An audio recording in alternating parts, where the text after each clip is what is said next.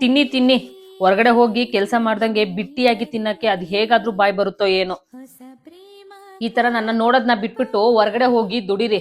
ಈ ಮನೆ ಪರಿಸ್ಥಿತಿ ನೋಡ್ತಾ ಇದ್ರೆ ನಾನೇ ಹೋಗಿ ದುಡಿಬೇಕೇನೋ ಅಂತ ಅನಿಸ್ತಾ ಇದೆ. ನಾನು 1 ತಿಂಗಳಿಂದ ಮನೇಲಿ ಕೂತಿದ್ದೀನಿ ಅಷ್ಟೇ. ನಾನು ಕೂಡ ಹೊರಗಡೆ ಕೆಲಸ ಹುಡುಕ್ತಾನೆ ಇದ್ದೀನಿ.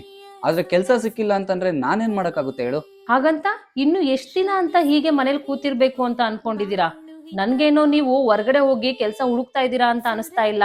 ಹೊರಗಡೆ ಹೋಗಿ ಟೈಮ್ ಪಾಸ್ ಮಾಡ್ಕೊಂಡು ಬರ್ತಾ ಇದೀರೇನೋ ಅಂತ ಅನಿಸ್ತಾ ಇದೆ. ಇವಾಗ ನನ್ನ ಟೈಮ್ ಕೆಟ್ಟಿದೆ. ಆದ್ರೆ ನನ್ಗೊಂದು ಮಾತು ಹೇಳು, ನನಗೆ ಕೆಲಸ ಇದ್ದಾಗ ನಿನ್ನ ಎಲ್ಲ ಆಸೆ ನಾನು ನೆರವೇರಿಸಿದ್ದೀನಿ. ನೀನ್ ಏನ್ ಕೇಳಿದ್ರು ನಾನು ಕೊಡ್ಸಿಲ್ವಾ? ರೀ, ನನ್ನ ಫ್ರೆಂಡ್ಸ್ ಎಲ್ಲರ ಹತ್ರನೂ ಐಫೋನ್ ಇದೆ ರೀ, ನನಗೂ ಒಂದು ಐಫೋನ್ ಕೊಡಿಸ್ರಿ. ಅಯ್ಯೋ ಅಷ್ಟೇ ತಾನೇ, ಕೊಡಿಸ್ತೀನಿ ಬಿಡು. ನಾನು ದುಡಿಯೋದಾದ್ರು ಯಾರಿಗೋಸ್ಕರ ಹೇಳು? ಎಲ್ಲ ನಿನ್ಗೋಸ್ಕರ ತಾನೇ. ಹಾ, ನಿಜನಾ? Seriously? Thank you so much ರೀ. ಯಾರೋ ಸತ್ಯನೇ ಹೇಳಿದ್ದಾರೆ, ಈಗಿನ ಕಾಲದಲ್ಲಿ ಮನುಷ್ಯನ ಅವನ ಗುಣದಿಂದ ಅಲ್ಲ, ಅವನ ಹತ್ರ ಇರೋ ದುಡ್ಡಿಂದ ಹಳಿತಾರೆ ಅಂತ. ನಿಜ, ಇವತ್ತು ನನ್ನ ಹತ್ರ ದುಡ್ಡಿಲ್ಲ. ಆದ್ರೆ ಗೌತು, ನಾನು ಯಾವತ್ತೂ ನಿನ್ಗೆ ಹೊರಗಡೆ ಹೋಗಿ ದುಡಿಯಕ್ಕೆ ಹೋಗು ಅಂತ ಹೇಳಿಲ್ಲ, ಅಥವಾ ಕುಡ್ದು ಬಂದು ನಿನ್ಗೆ ಯಾವತ್ತೂ ಹಿಂಸೆ ಕೊಟ್ಟಿಲ್ಲ. ಮನೆಯಲ್ಲಿ ಯಾವುದೇ ಐಟಮ್ ಇಲ್ಲ ಅಂತಂದ್ರು ಅವ್ರನ್ನ ಕೇಳಿಸ್ಕೊ, ಇಲ್ಲ ಅಂತಂದ್ರೆ ನಿನ್ ತವ್ರ ಮನೆಗೆ ಹೋಗ್ಬಿಟ್ಟು ನಿನ್ ಕಷ್ಟ ಹೇಳ್ಕೊಂಡು ದುಡ್ಡಿಸ್ಕೊಂಬಾ ಅಂತ ಹೇಳಿಲ್ಲ.